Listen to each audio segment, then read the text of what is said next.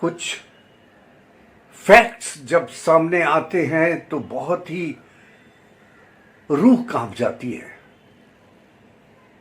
ऐसे ही एक रिसेंटली सामने एक फैक्ट आया है। राम निवास गोयल जी, जो कि दिल्ली असेंबली के एक्स स्पीकर हैं, उन्होंने एक अजीब सा रहस्य हमें बताया है। सामने आई बात से रूह कांप जाती है कि ऐसा भी होता था। Can you believe, assembly hall यानी जो विधानसभा है, विधानसभा के अंदर उनको एक सुरंग मिली है।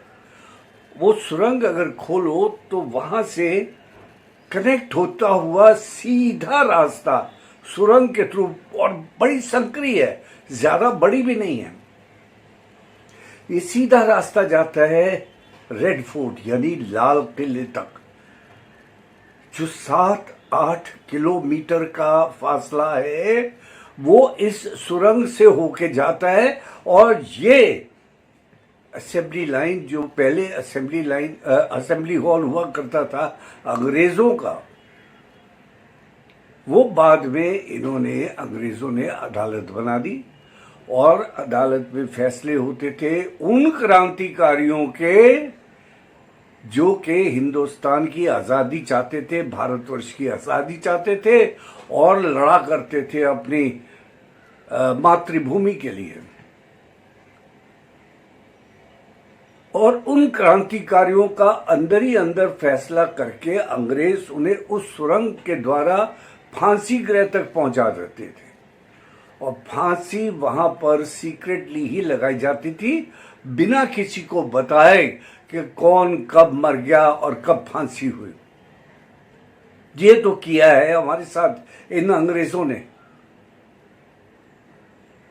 कितना घिनौना कार्य, यानी सबसे छुप छुपा के, ये भी नहीं कि किसी को बताए। पता है क्यों? क्योंकि डरते थे वो, इन क्रांतिकारियों से इतना डरते थे, और इसीलिए ये सीक्रेट सुरंग बनाई, जो ये इन्होंने रास्ता बनाया यहाँ से फोर्ट तक, वो इसलिए बनाया था कि अंदर ही अंदर जाके हम कहीं भी इनको खत्म कर दें, पता ना लगे। क्योंकि अगर पता लगेगा तो और क्रांतिकारी पैदा हो जाएंगे और भारतवर्ष में हमारा रहना बहुत मुश्किल हो जाएगा। यही वजह थी कि अंग्रेजों ने ये कृत किया, ये घिनौना कार्य किया, सुरंग बना दी, और अंदर ही अंदर छोटी सी सुरंग जिसमें कुछ ही फुट की थी, और अंदर जब आप चले जाते हैं, उन्होंने अभी गोयल साहब ने पूरा रास्ता भी बताया था सुरंग का, कि वहां पर सांस तक लेना मुश्किल हो जाता है। और वो बेचारे क्रांतिकारी किसी तरह मरमरा के फांसी गृह तक पहुंचते थे और अंत में उन्हें शहीद कर दिया जाता था।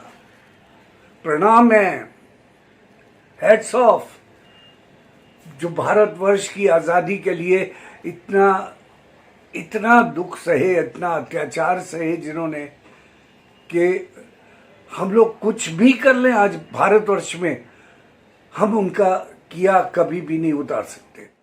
ये रोटी निशान है इसका कि हमारे खेतों में उगने वाली गंदुम ने फ्रेंकियों को मुल्क से बाहर निकाल फेंकने का फैसला कर लिया है। तुम वापी लोगों का जासूस? I don't believe it. Mehtab साहब, मैं जासूस नहीं हूँ, मैं अपने वतन का सिपाही हूँ। अच्छी बात, वतन का सिपाही होना बहुत अच्छी। बोलो यू बास्टर्ड, बोलो। ये ऋण है हमारे ऊपर, और ये भारतवर्ष की नई पीढ़ी को सोच समझ के रखना चाहिए कि ये ऋण तब तक नहीं उतरेगा जब तक आप अपने भारतवर्ष को उस सुंदरता की स्थिति में, उस स्थिरता की स्थिति में नहीं ले आते जिस स्थिति में वो था और जो वो चाहते थे, जिनकी आशा थी। ये दोस्तों, इससे पहले तो सिर्फ यही सुना था कि लाक्षागृह में से कैसे पांडव और कुंती मां निकल के आए थे और सुरक्षित स्थान पर चले गए थे। लेकिन ये नहीं सुना था कि सुरंग के रास्ते से ये अपना अत्याचार का रास्ता बनाया जाएगा, फांसी गेट बनाया जाएगा और उसमें ऐसे भारतवासियों के साथ अंग्रेजों का सलूक होगा। कितना घिनौना काम है ये। शर्म आनी चाहिए हमें। हम जब अपनी आज़ादी के लिए काम उतना नहीं कर पाते जो हमें करना चाहिए। क्या अब भी हमें ये कोई प्रूफ देना पड़ेगा कि हमने कितनी स्ट्रगल की है अपनी आज़ादी को पाने के लिए? आप लोग इस वतन का, इस मिट्टी का ख्याल रखिए, क्योंकि ये मातृभूमि और किसी की नहीं, हमारी अपनी है और इसे बचाना हमारा काम है। आज देखिए हमारे पड़ोस में क्या हो रहा है, अत्याचार पे अत्याचार। कोई सुख का सांस नहीं ले सकता, मारामारी हो रही है, कोई किसी का लिहाज नहीं। बैंक तक उजड़ गए हैं, बंद हो गए हैं, खाना नहीं नसीब हो रहा। लोग दूसरे मुल्कों में क्या हमारे मुल्क में भी आ रहे हैं, हर जगह पे शरण लेने की सोच रहे हैं, क्योंकि अपने मुल्क में उन्हें कोई शरण नहीं, कोई आसरा नहीं और कोई उनको फ्यूचर दिखता ही नहीं। उसका मुस्तकबिल उनका बिल्कुल खराब है, डार्क है, अंधेरा छाया हुआ है। इसलिए अपनी मातृभूमि की रक्षा करना हम सब भारतीयों का फर्ज है।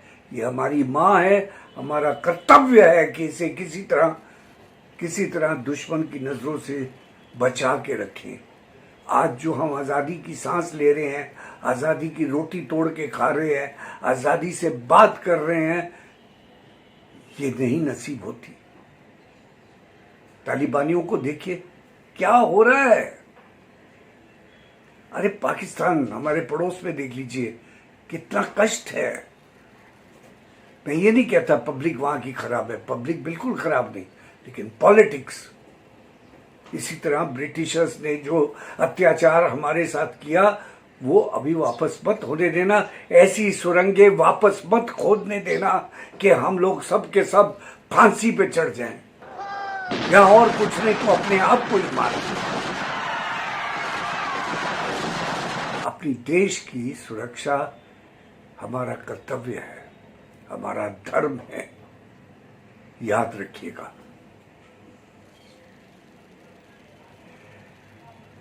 जय भारत माँ।